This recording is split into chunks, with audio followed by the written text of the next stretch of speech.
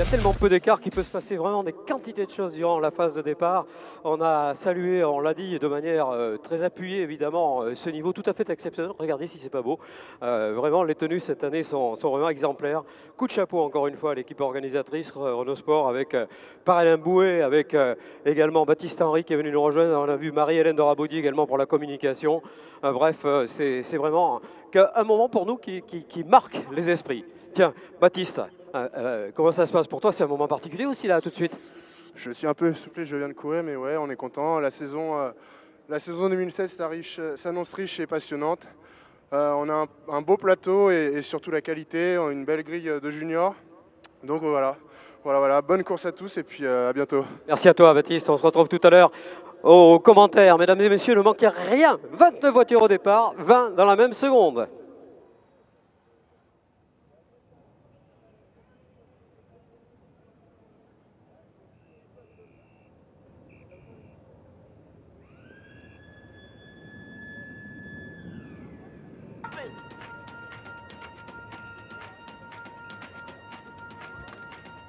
Allez, avant que la course ne démarre, un appel personnel, un message à caractère personnel pour Théo qui est prié de prendre très rapidement contact avec le secrétariat du circuit de Nogaro.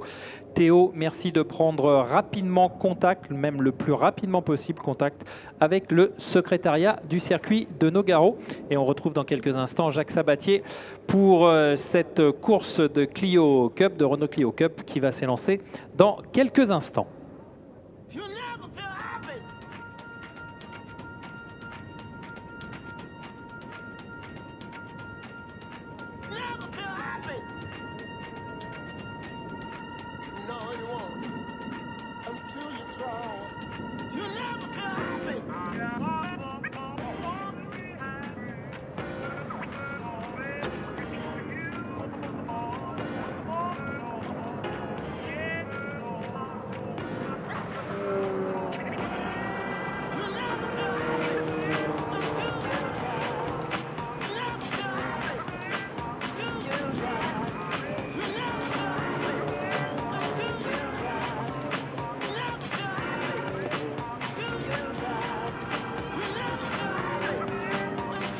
Allez, tour de formation, c'est parti chers amis, madame, monsieur. Coupe de France, Renault Clio Cup. C'est parti pour une saison qui s'annonce absolument torride. Bien des années nous ont été agréables évidemment comme étant les témoins de quelques passes d'armes absolument magistrales. Mais cette année encore une fois, il y a vraiment un truc très très particulier qui s'est passé. Un recrutement de très jeunes, on rappelle, ces très très jeunes pilotes juniors qui vont concourir justement pour eux aussi obtenir un titre.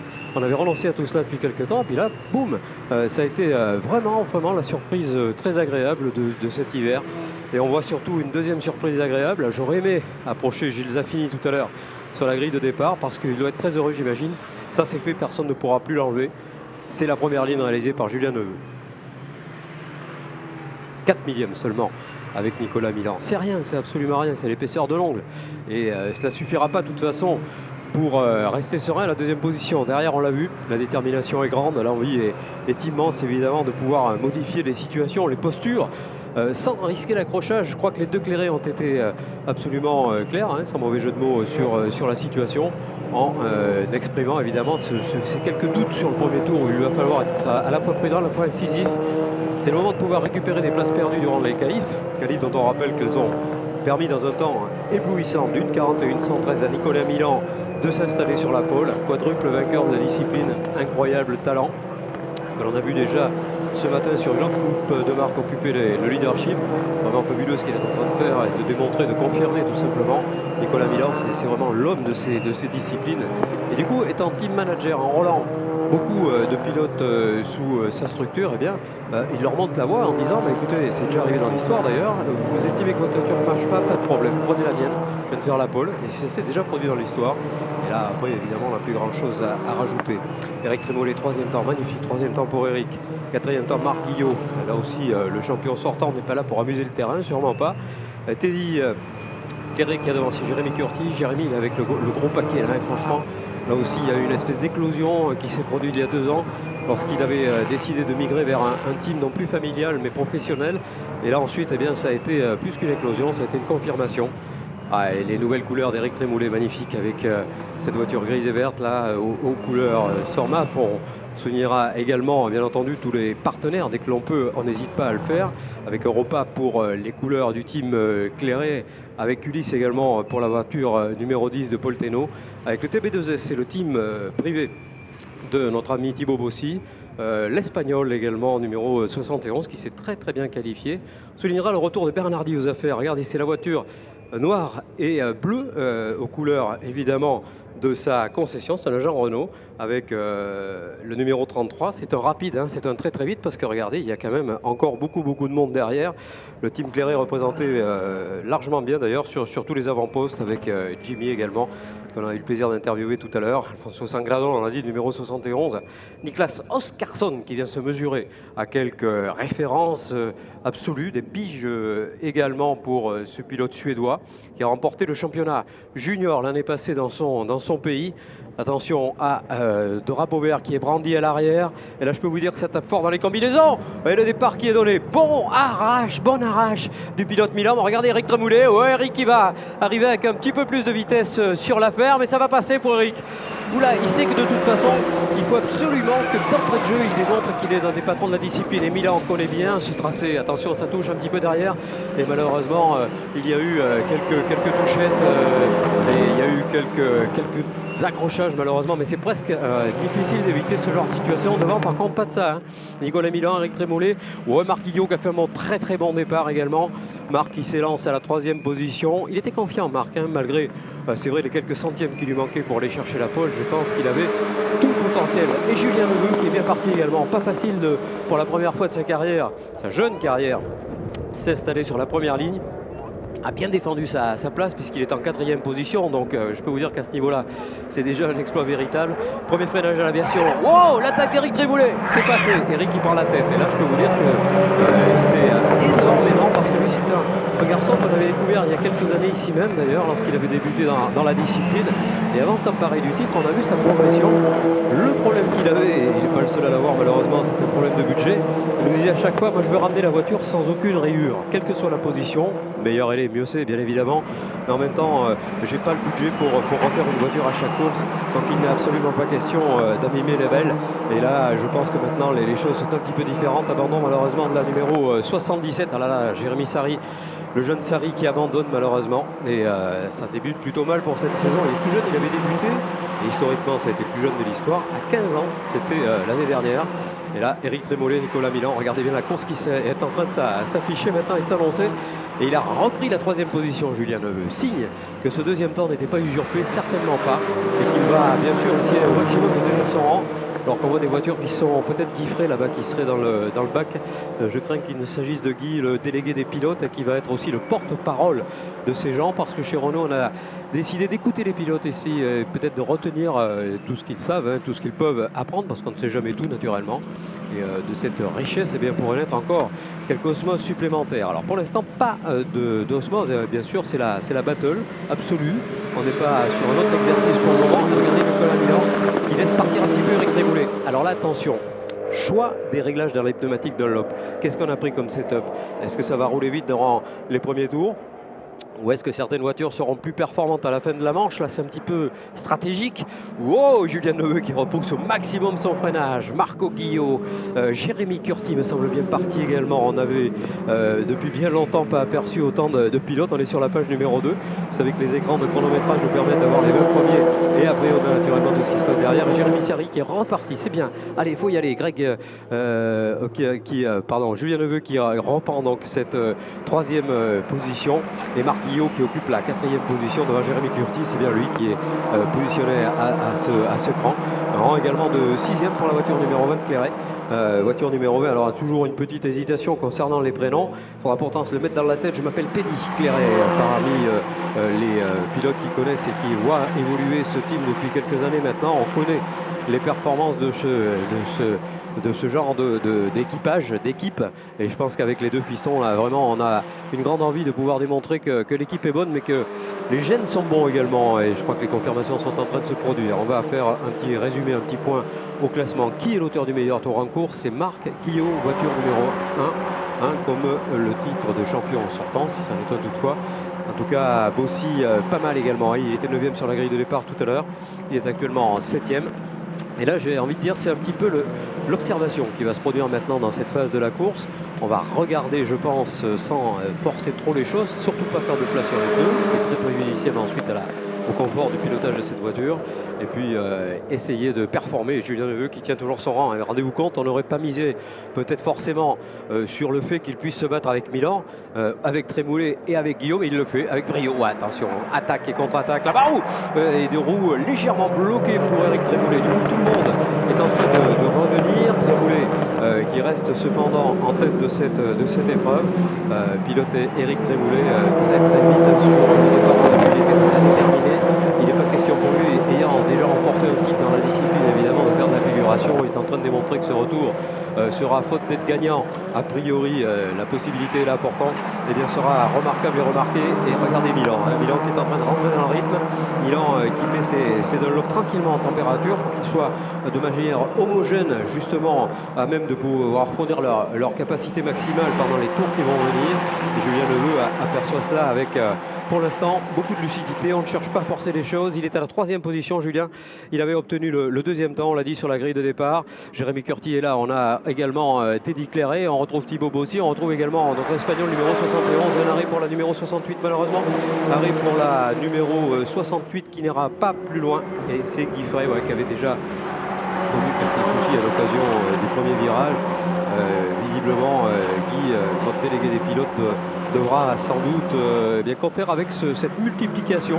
Il y a eu une démultiplication du nombre de voitures au départ, c'est tant mieux. Mais d'un autre côté, évidemment, lorsqu'on part au milieu du paquet, c'est jamais très cosy, jamais très confortable. On va aller chercher le confort, la performance affichée pour l'instant par un Eric Trémoulet impérial à la tête du groupe. Un groupe qui, pour l'instant, on l'a dit, est en phase d'observation. Curti talonné par Clairet et Bossy qui amène le bon groupe également. Le deuxième des Clairet sur le groupe de chasse et on voit la voiture très abîmée de Jérémy Sari. Ah, pauvre Jérémy avec ses couleurs Valade, Serima et Agopro qui va devoir rentrer dans la Piquel. Oh, l'accrochage entre Milan et Neveu. Oh là là, quelle catastrophe. Et c'est les deux qui vont chuter du coup dans cet accrochage. Alors, on est terriblement déçus pour les deux évidemment. Regardez, on revoit ces images. Il a essayé de glisser sa voiture à la corde. Julien ne l'a pas vu. Et il a donc serré la trajectoire. Et du coup, Nico n'a pas pu éviter le contact. Un contact suffisamment fort pour malheureusement écarter ces deux-là de la quête de quelques points que ce soit. Alors que bien sûr, derrière, eh bien, ce qui fait le bonheur des uns, ou le malheur des uns, plutôt, va faire le bonheur des autres. Et ces autres-là vont s'appeler pour l'instant à la 2e position. Et là, Eric Trémoulet doit avoir un rétro bien vide, eh bien afficher une voiture bleue, celle du Lyonnais Curti. Curti qui amène Clairet et Bossy qui se retrouve 4e au pied du podium pour l'instant. C'est énorme s'il arrive à profiter de cette opportunité.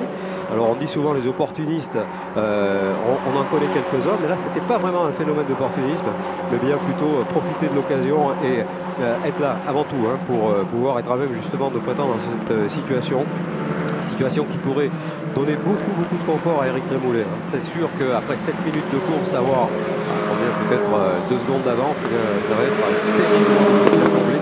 Alors qu'on est sous régime de drapeau jaune à l'endroit où s'est produit cet accrochage. Et encore une fois, on revoit cette voiture devant, une voiture qui occupe avec maintenant quelques longueurs d'avance. C'est pathétique ça à chaque fois.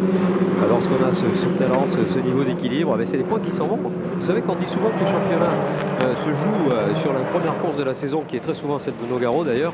Et on a vérifié ces dires dans nos tablettes et nos statistiques, et c'est vrai que souvent les pilotes qui arrivent en course de Nogaro terminent en tout cas dans les 12 premiers à la fin de la saison. C'est un circuit qui offre toutes les conditions justement pour exprimer son talent, son équilibre. Un bon setup sur la voiture est indispensable. On a un équilibre à trouver entre les compètes très sinueux, entre la longue ligne droite de l'aviation, les parties rapides également, des coups Henri Aurier par exemple. Et bien là, il faut vraiment être un bon partout, j'ai envie de dire. C'est un petit peu ce qui fait la particularité de ce tracé. Voilà, le passage de tête avec Teddy Clairet qui occupe une excellente position. Il est pour l'instant podiumable à la 3e position. Et Trémoulet qui est tout seul maintenant. Il va pouvoir commencer à assurer avec ses couleurs Leclerc, avec Jérémy Curti également pour le 69, le numéro 20 Teddy Clairet. Et puis Thibaut Bossy qui n'en revient pas peut-être lui-même. Il était assez loin sur la grille de départ. Et là, il a été suffisamment intelligent. Il a su avec beaucoup de sensibilité, éviter les embûches du premier tour qui sont toujours tentantes. On a envie quelquefois, j'imagine, de glisser sa voiture à la corde. Eh ben, il ne faut pas confondre vitesse et précipitation, ce qui n'a pas été le cas de Nicolas. C'est pas du tout mon propos. Nicolas qui a tenté sur Julien un endroit un petit peu délicat. Julien n'a pas vu la manœuvre et donc voilà, accrochage, fait de course tout simplement. C'est toujours embêtant, mais que voulez-vous, c'est comme ça, le sport est ainsi fait. Thibaut Bossy qui est de plus en plus menaçant sur Kevin Perret.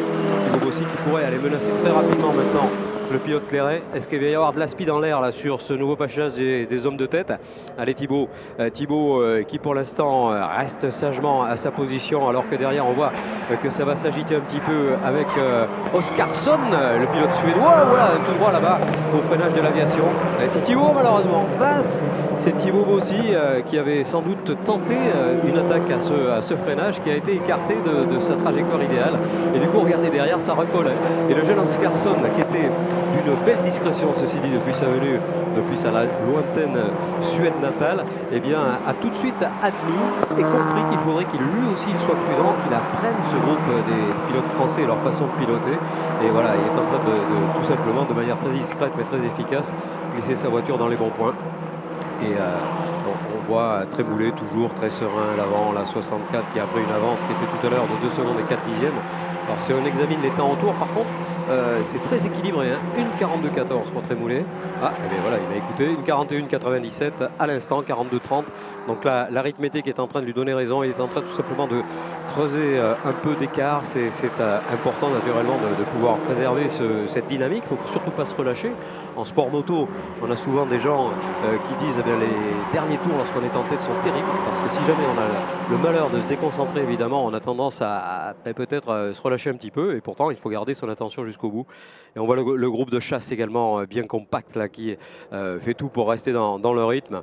Un rythme énorme, ceci dit amené par Tréboulet, même s'il n'a pas dépassé pour l'instant ni battu le record de Marc Guillot, qui ne le sera certainement plus d'ailleurs, parce qu'on sait que les performances les plus éloquentes sont établies durant les premiers tours de la course. Marc Guillot qui pointe maintenant très loin, puisqu'il est 25e seulement et qui vient à l'instant de réaliser le meilleur tour. Incroyable ça. Attention au freinage, là-bas il y a des voitures qui vont arriver de front. Il n'y aura peut-être pas de la place pour tout le monde. Wow, belle attaque visiblement. On va essayer de voir de qui il s'agit sur cette attaque absolument imparable réalisée peut-être par le jeune Oskarsson. Voyons s'il y a des vérifications de ce côté-là. Difficile ici de reconnaître les numéros de course. Oskarsson qui était dans ce groupe un peu sanglant là, des pilotes de chasse. Et là pour l'instant, attention, la chasse est menée à nouveau par ce jeune pilote, alors que le pilote espagnol est juste positionné à l'arrière de cette voiture. Amorce double droite devant les anciens stands maintenant. C'est un virage aussi difficile qui permet d'aborder la ligne droite avec plus ou moins de vélocité ensuite et d'aborder les S du lac. Abandon du numéro 70. Malheureusement, ça n'ira pas plus loin. Je pense qu'il s'agit d'un des deux Espagnols d'ailleurs, à vérifier tout de même sur nos tablettes. C'est Arturo Espuni qui est effectivement victime de cet abandon. Alors tout à l'heure, Benoît Castagnet nous disait sur la grille de départ, je le trouve un peu loin, mais c'est tellement difficile. Il s'agit de tout simplement marquer un maximum de points en début de saison, surtout à la première course, pour garder cette confiance en soi indispensable pour afficher un maximum de performance, alors que derrière, oh là, Olivier Jouffret qui rentre également. Ah, décidément, ça ne le fait pas pour quelques-uns des favoris. Et ce groupe de chasse sous l'œil des caméras amené par le numéro 81 Oskarsson, le Suédois. Oskarsson, et là cette image elle est belle quelque part, elle est un petit peu le reflet je pense de ce que sera cette saison, c'est-à-dire non seulement la Clio Cup France bien entendu, mais également les pilotes étrangers qui vont venir se frotter. Vous savez qu'à Magny-Cours par exemple, ce sera une association entre la France et le Benelux qui devrait nous offrir un plateau assez furieux, là peut-être de 40 ou 50 voitures. Ça marquera un petit peu nos esprits. Tiens, on a besoin pour remonter le moral dans ces périodes difficiles. Wow, et ça devient difficile pour Oskarsson, ça devient difficile pour ce groupe de chasse, et je crois que c'est Oskarsson qui a perdu pied. Oh, Tonneau, grosse chute là pour le pilote. Je crois que c'est Paul Thénault. Ah là là, le malheureux Paul, on l'a vu monter dans les airs. J'espère que tout va bien, mesdames et messieurs qui êtes au virage de l'école. Eh bien, je crois que là, vous avez eu quelque chose qui heureusement n'est pas fréquent. Voilà, Tonneau par un côté d'abord et puis par l'avant ensuite. Comme ça, on a la totale complète. La voiture sera chiffonnée dans tous les coins. Ce qu'on espère, c'est de voir très très vite sortir ce jeune pilote extrêmement rapide. On a pu souligner justement cette rapidité sur la grille de départ tout à l'heure. Ah là là, quel accrochage spectaculaire. alors qu'on est toujours avec sous l'œil des caméras Oscarson qui a pris un petit peu d'avantage. Maintenant il a pris un petit peu d'air, mais il va bien, hein. Il va bien également, l'Espagnol numéro 71. Il est très très rapide, ça serait cool qu'il vienne nous rejoindre plusieurs fois cette saison parce qu'il a vraiment sa place dans le groupe des plus rapides. Le team VRT qui a engagé Alfonso Sangrador avec son grade justement de junior, c'est-à-dire de très très jeunes pilotes. Vous savez, quand les pilotes étrangers viennent se frotter à des... Ah, safety car mesdames et messieurs, safety car après 14 minutes de course. On voit la BMW qui vient de rentrer sur la piste, et ça évidemment c'est un petit peu difficile à vivre pour Éric Trémoulet qui avait fait le plus gros du boulot et qui devra bien remettre une petite louche. Bon, je pense que c'est largement dans ses capacités, mais bon, il y a toujours une part de risque supplémentaire. Et on va rassurer tout le monde, pilote OK, Paul Teno qui vient de sortir de sa voiture. Applaudissez-le, chers amis, mesdames et messieurs qui êtes à l'école. Voilà, vous êtes un public super cool, merci à vous. Et on revoit ces images difficiles, hein, c'est... Oula. Oh, je pense qu'il a dû être un petit peu poussé au-delà du vibreur. Bon, on ne sait jamais, hein, puis on n'est pas là pour juger bien sûr, mais en même temps, c'est terrible pour lui. Franchement, on est très déçus parce qu'il avait fait vraiment un chrono excellent avec le 8e temps pour ce jeune junior. Il était même le meilleur des juniors sur la grille de départ. Donc là, évidemment, ça c'est une double peine qui va être appliquée. Heureusement, la triple peine aurait été la blessure, et celle-là était bien plus embêtante que les deux autres. Mais bon, la déception passée, on espère que l'auto n'aura pas trop souffert et qu'il pourra participer à la qualification numéro 2 qui aura lieu demain, et surtout à la course naturellement qui va confirmer assurément les performances du jeune. Ah, on s'y attendait, on s'attendait à une course magnifique, elle l'est. Elle l'est. Ah ouais, quand il y a du... Eh oui, quand il y a du monde, c'est mieux. Et en plus, quand il y a du beau monde, c'est encore mieux. Et là, c'est vrai qu'on a eu la chance ou quelque part la légitimité, n'est-ce pas, d'avoir ce nombre et cette qualité de pilote. Je crois que la structure d'ailleurs de Renault cette année a une autre gueule. C'est vraiment dans un autre monde qu'on vient de rentrer là. Je pense qu'une page s'est tournée cette saison. Et Paul Teno qui va rejoindre les abords du circuit, un petit peu sonné quand même, hein, parce que évidemment on ramasse des chocs, parce qu'on a l'impression que dans ces voitures on est sanglé complètement, mais non, hein, les bras et la tête, tout se balade quelque part, et heureusement. Donc on a à chaque fois des petites contusions, mais sans gravité encore une fois. Éric Trémoulet que l'on voit passer à nouveau parce que le régime de safety car a ce site particulier qu'il n'arrête pas le chrono. Donc les 25 minutes plus un tour vont rester. Naturellement, le format de cette épreuve. Je pense que compte tenu de la rapidité de l'intervention, il devrait s'échapper lors du prochain passage de l'homme de tête. Et lorsqu'on parle des hommes de tête, on parlera également des autres catégories avec Oscarson et Sangrador qui occupent les deux premières positions du classement junior. Alors que Pascal Arellano nous fait une belle course, hein. Pascal qui est en train de reprendre du poil de la bête après un titre obtenu dès sa première intervention en Clio Cup Gentleman. Et bien entendu avec cette position, Pascal qui confirme qu'il faudra compter avec lui cette saison. On ne l'avait pas trop vu l'année passée, il faut bien le dire. Et là, cette fois-ci, les choses semblent devoir s'inverser. Tant mieux pour le plaisir que l'on a de partager des moments avec lui, avec cet ex-pilote Superbike des années 80 et qui a réussi un transfert tout à fait remarquable dans la catégorie, dans la discipline. Alors, on avait douté un petit peu lorsqu'on a vu la qualité du plateau et la quantité. Ben, on a eu tort. Tant mieux pour nous, tant mieux pour lui. Et naturellement, avec... la suite des événements qui vont placer évidemment le safety car en position de pouvoir relancer. Safety car in this lap, c'est-à-dire que c'est reparti dans ce passage. Vous allez voir, chers amis, la rampe de feu qui va s'éteindre. Voilà, c'est fait au bout de la ligne droite. Ça signifie au pilote qui le sait fort bien, il s'appelle Éric Trémoulet, qu'au prochain tour, eh bien, il va pouvoir appuyer à nouveau sur cette fameuse pédale de droite de manière à essayer justement de réussir un restart aussi parfait que faire se peut. C'est une manœuvre qui est toujours délicate. Alors derrière, il y a Jérémy Curti, alors je ne suis pas très inquiet. Derrière, il y a les deux Clairet, pas très inquiet non plus. Ils ont beaucoup d'expérience et a priori, il n'y aura pas de tentative suicidaire pour prendre la tête dès le premier freinage de la ferme. Hein. C'est cette fameuse courbe de la ferme que l'on redoutait, qui finalement n'a pas été si pénible que ça. C'est plutôt après que ça s'est compliqué. Le temps à ces voitures et à ces pilotes de prendre leur rythme. Il va rester seulement 6 minutes de course. Vous voyez que les 25 minutes plus un tour, on en prendra bien quelques tours supplémentaires, tellement cette course est passionnante. Et regardez, l'attitude, elle est excellente. L'attitude de Trémoulet qui retient la meute. Vous allez voir, il va trouver, lui, parce que c'est lui qui décide, le bon moment pour accélérer et coller 2-3 mètres à tout le monde, ce qui suffira sans doute pour garder cette tête de course. Voilà, c'est fait. À la sortie du lac, voilà, il est le premier à remettre du gaz. Beau restart également pour Jérémy Curti. Oh, attention à Teddy Clairet, il est bien reparti également. Jimmy Clairet plus exactement.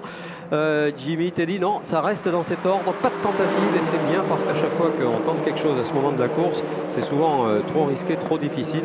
Et on déplore encore une fois bien que Jouffret ne soit plus de la fête parce qu'il avait juste avant d'arrêter cette épreuve pris le meilleur secteur numéro 1. Donc c'est particulièrement dommage. Le potentiel est là pour Olivier. Il faut cette petite pichenette de la réussite pour aller jusqu'au bout. Alors que là, le bout est à revoir un petit peu pour Éric Trémoulet, talonné par Jérémy Curti qui se dit allez, peut-être une victoire pour moi en ce début de saison. De toute façon, quoi qu'il arrive, même la deuxième position serait extrêmement encourageante pour la suite. Éric Trémoulet, Jérémy Curti dans la ligne droite avec une tentative de débordement par la droite pour essayer de justement bénéficier du phénomène d'aspi. Mais ces voitures ont un aéro très élevé, donc les phénomènes d'aspiration ne sont pas aussi évidents que dans d'autres disciplines. Une attaque qui pourrait s'avérer payante à l'arrière du peloton. S'agit-il justement de David Pouget, qu'on avait un peu oublié, le numéro 15, qui aurait tenté justement de se débarrasser peut-être de Sangrador, le pilote junior espagnol. Ça paraît pour l'instant ne pas être le cas, me semble-t-il, puisqu'on a bien la sensation que Sangrador est bien reparti. Et je me demande si Olivier Jouffret... Ouais, bonne nouvelle, Olivier est toujours en course. Bon, certes, très loin, mais je pense que c'est un souci, peut-être avec sa carrosserie, qu'il a obligé à s'arrêter tout à l'heure. Et à l'image, on voit Benoît Castagnier qui se bat à une position assez lointaine pour l'instant. Il est 9e. Voilà, c'est compliqué cette année. C'est vraiment super difficile. C'est vrai que réussir les chronos va être carrément un impératif si on veut pouvoir prétendre à marquer des gros points des premières, deuxième et troisième positions naturellement. Détenu, regardez avec quel brio, avec quelle aisance, c'est incroyable. Ça paraît facile quand on va faire Éric Trémoulet. Et c'est vrai qu'il a été un petit peu aidé par cet accrochage tout à l'heure, mais quoi qu'il en soit, il aura sacrément marqué les esprits sur la course 1. Oula, un petit survirage là pour Jérémy Curti à la sortie du vibreur des Copen. Et attention tout de même de ne pas trop en faire. Et attention au plus rapide d'éclairer également, c'est Jimmy. Oh, Jimmy qui se glisse à la corde, il va prendre le deuxième rang. Oh, quelle attaque de Jimmy Clairet. Magnifique attaque du pilote Clairet qui prend à l'instant le deuxième rang. Mais alors de quelle manière, franchement, il y avait un tout petit trou de souris. Jérémy Curti a été très intelligent d'ailleurs dans l'opération parce qu'il aurait pu fermer la porte, mais il savait très bien qu'il aurait perdu. Regardez, on voit cette image et il aurait pu là, boum, essayer de fermer la porte, et ça aurait été maladroit parce que derrière c'est tellement près qu'il aurait sans doute perdu d'autres places encore. Donc bien vu là, pas de problème. Donc pour en tout cas souligner encore une fois cette ambition des frères Clairet et cet équilibre constaté. Allez, Thibaut Bossy à l'image avec des battles à tous les niveaux. Et ça devrait être pour lui dans ce fameux virage à gauche. Thibaut qui pour l'instant occupe la 5e position, qui devance Oskarsson, le pilote suédois. Et à ce titre et à ce jeu, bien entendu, les performances sont pratiquement identiques. C'est vraiment sur l'expérience que Thibaut vient d'arracher cette position au Suédois. Et surtout de maintenir ce cap au-delà d'Oskarsson. Eh bien, on va retrouver là quelques batailles. C'est pas fini, c'est là que c'est le plus animé. La réalisation ne se trompe pas d'ailleurs, parce qu'on voit que c'est à l'image qu'on voit la voiture de David Pouget. David qui pointe à la 7e position, c'est bien revenu. Il est revenu avec Castagnier également, débarrassant Sangrador pour l'instant des positions qui furent les siennes pendant longtemps. Et justement, ça pourrait encore se modifier, changer. David Pouget, qui passe, superbe attaque de David Pouget, numéro 15. Qui vient de passer à la régularité, à l'attaque, tout simplement, le pilote qui était devant lui. Ça, c'est beau, pas de contact, franchement, à part cet accident tout à l'heure, survenu entre Neveu et Milan, et puis bien sûr la grosse chute de Thénault. Mais on n'a pas eu finalement à déplorer de gestes soit maladroits, soit un petit peu difficiles. Oh là là, quelle course de Clairet, et c'est Jimmy qui va prendre le meilleur. Jimmy, il était détendu tout à l'heure sur la grille de départ. Il savait que le frangin avait été un petit peu plus vite au chrono, mais c'était tellement peu d'avance qu'il avait prise qu'il avait des opportunités à mettre en avant. Il ne s'en prive pas. Alors qu'on va passer Neveu qui est reparti, mais c'est loin, c'est 17e. Je pense que la voiture a soufflé un peu d'ailleurs. Il ne sera pas étonnant qu'elle ait connu quelques galères et quelques soucis. Allez, Castagnier a des choses à faire, il a des points à prendre là. Il menace David Pouget à nouveau. Ces deux-là ont de l'expérience, ils ont du talent, on sait qu'ils ont de l'attaque également. Il va rester seulement 1 minute 40 dans cette épreuve. Course dominée, il faut le dire, par Éric Trémoulet, à la faveur à la fois de sa performance pure et également de l'opportunité qui lui a été donnée. mais je pense qu'il aurait été, quoi qu'il arrive, très difficile d'aller le chercher. On a bien senti dès le départ qu'il la voulait, cette première victoire de la saison. Lui qui a déjà remporté un titre, qui avait changé de catégorie l'année passée et qui est revenu à cette Coupe de France Renault Clio Cup, et qu'il a bien fait de le faire, car on va se régaler avec ce garçon qui passe pour une des toutes dernières fois, la dernière fois je pense, sur la grille. Vous savez qu'on rajoute un tour quand même, donc ça, il va rester 2 passages au-delà des 25 minutes, donc il y a un double plaisir pour nous. Et attention, c'est pas fini, hein, c'est loin d'être fini. Jérémy Curti qui nous fait une course absolument monstrueuse. Jérémy qui est à l'attaque avec Cléré. Et là, c'est pas du fastoche. Hein. Il va falloir vraiment être très vigilant, mon ami Jérémy. Ceci dit, ce que l'on veut, c'est voir des belles attaques. Et là, on a été vraiment gâtés, plus que cela même.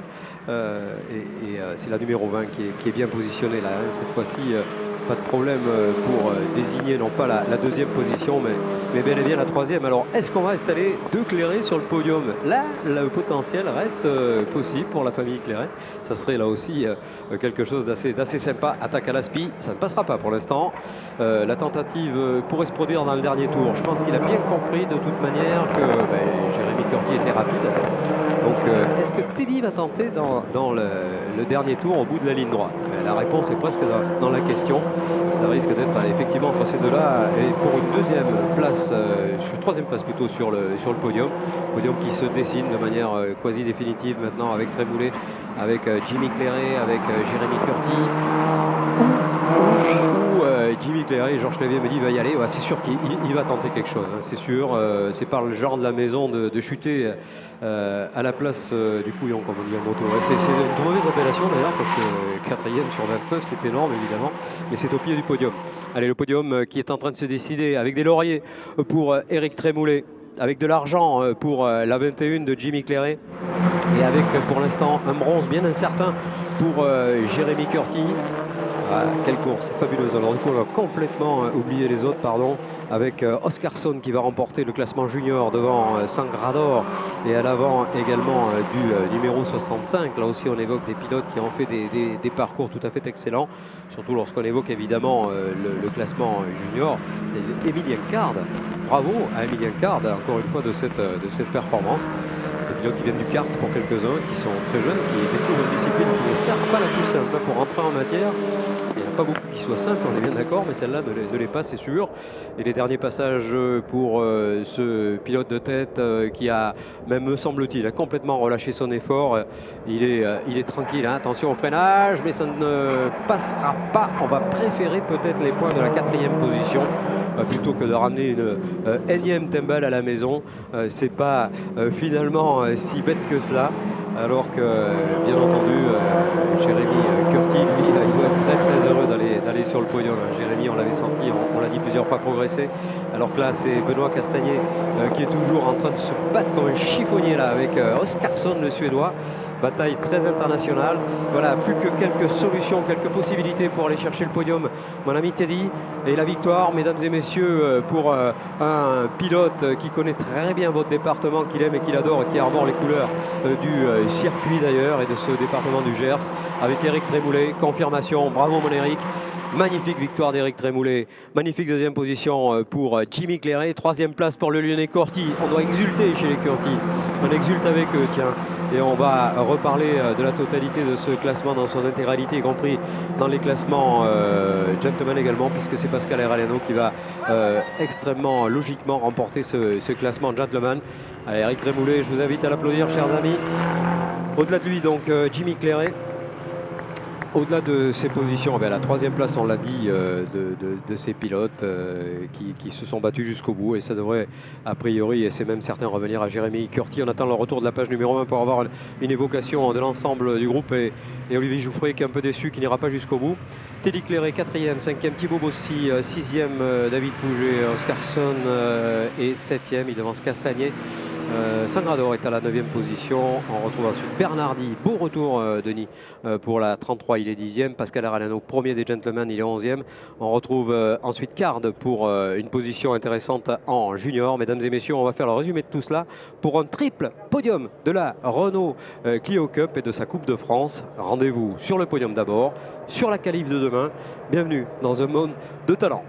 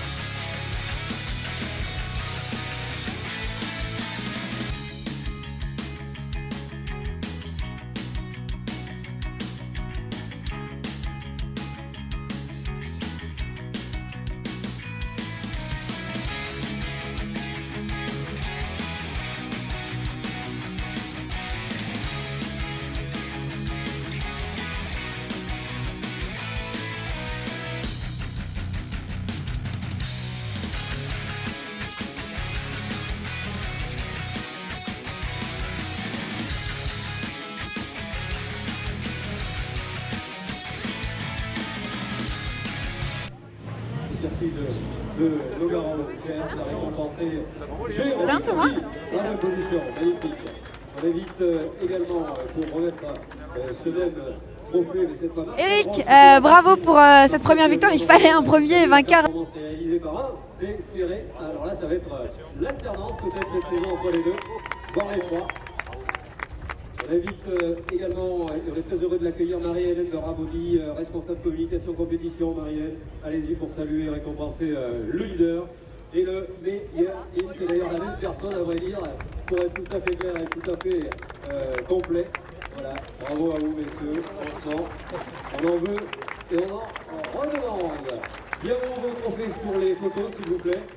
Les photographes sont là, ils ont bien fait de faire le déplacement. Les tenues sont magnifiques en plus. C'est Spargo qui nous a fait des très belles tenues cette saison. Immense merci à vous messieurs, sur la toute barre du podium bien sûr. Pour continuer cette dotation et cette remise de récompense, nous allons inviter M. Gendre à s'emparer du train pour récompenser ce pilote français, seul pilote français sur le podium junior. Allez, belle on ne s'en lasse pas. Inviter M. Roche également pour les couleurs alpines à récompenser le second, lui est espagnol. On le rappelle une nouvelle fois, il s'appelle tout simplement Alfonso Sanglador, alors que c'est Marie-Hélène de Raboni qui va pouvoir aller récompenser Nicolas Oscarson. Elle a déjà dans ses carrières beaucoup récompensé les pilotes étrangers, et même en France il va falloir s'y habituer. Bravo Nicolas. Et le bisou de Marie-Hélène, bravo. Allez bien, vos trophées messieurs, merci de cette course absolument extraordinaire, pèse de mots. Naturellement, rendez-vous demain, hein, c'est un autre espace qui nous sera proposé, celui de la revenir prêt naturellement pour récompenser ce trio de compétences, ce trio de personnes, avec M. Jean qui va pouvoir là aussi saluer les performances de Franck Ténard. Avec Martial Roche qui va saluer celle réalisée par Manu Rapin. Merci Martial, allez-y. Et puis la très belle victoire, donc je peux vous dire qu'on doit être heureux, j'imagine, dans le plan RLNO, et c'est Marie-Hélène de Raboni qui va pouvoir aller saluer Pascal, ex-pilote de Superbike, 3 années de Clio Cup, et donc retour aux affaires. Il a gagné le petit gentleman il y a 3 ans de cela. Assurément, il va falloir compter avec lui. Bien vos trophées, messieurs, bien large vos sourires. Et je crois qu'on va pas vous être forcé pour ça. Et puis surtout garder un peu plus pour demain, parce que demain, c'est un autre jour. Demain, c'est une autre qualification. Demain, c'est une autre course, chers amis, public de Nogaro. Applaudissements, s'il vous plaît, pour la Clio Cup et cette Coupe de France. Ouais, j'ai pris un super départ et ici c'est primordial, c'est compliqué de doubler et j'ai réussi à passer un à la fin du premier tour et ensuite j'ai profité des aléas de la course, ça m'a permis de m'échapper un peu et j'avais plus qu'à gérer mon rythme. Quand on est devant et loin devant, comme c'était Alors le tonneau je l'ai pas vu, j'ai vu que ça avait tapé, j'ai vu qu'un de mes pilotes avait tapé. Mais du coup ouais, on se rend compte que c'est un peu chaud et c'est surtout qu'on a les yeux dans les rétros, rivés dans les rétros pour surveiller les écarts, voir ce qui se passe et c'est pas forcément super agréable. Tu le voyais Jimmy qui débarquait ou pas? Ouais, je voyais tout. Je le voyais revenir, ouais. Non, mais je voyais que j'étais quand même bien, donc je surveillais l'écart par rapport à Jimmy. Et voilà, j'ai réussi à faire juste un petit trou, à prendre un peu d'air à la relance du safety, et ça a suffi pour garder la tête. Bravo. D'abord, j'ai l'impression que l'éclairé, quand on les voit arriver, on se pousse. Comment ça marche? Non, ouais, c'est un peu l'effet que ça fait parce qu'on est deux, donc c'est toujours un peu plus de pression pour les autres parce qu'ils savent qu'on se battra pas ensemble et qu'on s'entraidera plus qu'autre chose. Moi, j'ai eu beaucoup de chance dans ma course. Voilà, ça fait partie du sport auto, beaucoup de dégâts devant, donc j'ai réussi à me faufiler. Jérémy en fin de course a fait une petite erreur d'inattention, j'ai réussi à le doubler tout de suite et voilà, j'ai pu assurer la deuxième place. Voilà, avec de la chance.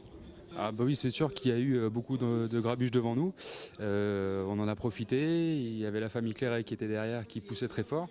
On a su un peu les maintenir et puis du coup on finit quand même troisième en étant très dur. Niklas Oskarsson qui est premier chez les juniors, une très belle course prometteuse. Congratulations, you did a very good race. What do you think? Yeah, I'm very happy. I didn't expect me to win the first junior race here in France, so I'm very pleased with this result. Il est très heureux, je lui ai demandé comment il se sentait. Il est vraiment très heureux de ce résultat car il ne s'y attendait pas. Pascal Arellano qui remporte la victoire chez les gentlemen. Bravo, c'était une course très mouvementée. Ouais, très mouvementée. D'ailleurs, dans l'accident de Thénault, il sort et il me fait le train arrière. Donc du coup, j'ai le volant qui est tordu. Je suis obligé de lâcher la meute Pouget et Benoît. Sinon, je restais derrière. Puis grand monde avait de bons pneus. Donc voilà, ça restait comme ça. L'Espagnol nous a un peu bouchonné, on a perdu le truc, mais bon voilà, j'étais 10e, je suis 11e au scratch et premier en catégorie. On essaiera de faire mieux la course 2. On est heureux quand même. Oui, bien sûr. Ouais. Félicitations, merci.